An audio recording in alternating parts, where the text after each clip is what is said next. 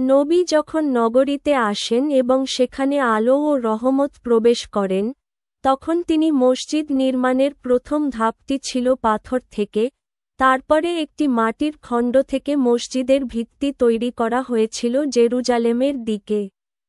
অর্থাৎ শহরের উত্তরে রয়েছে আতিকা গেট, যা এখন পশ্চিম থেকে রহমতের গেট, এবং পূর্ব দিকে ওথমান গেট, যা এখন গ্যাব্রিয়েলের গেট। অতঃপর যখন কেবলা কাবার দিকে মুখ করে, তখন তিনি আরিশ, যা মসজিদের ছাদ, দক্ষিণ দিকে সরিয়ে নেন এবং দুটি দরজাকে উত্তর দিকে প্রসারিত করেন। নবী হিজরির ৭ম বছরে উত্তরে ১৫ মিটার এবং পশ্চিমে ৯ মিটার প্রসারিত করা হয়েছিল এবং এর আয়তন ছিল ২,৪৭৫ মিটার।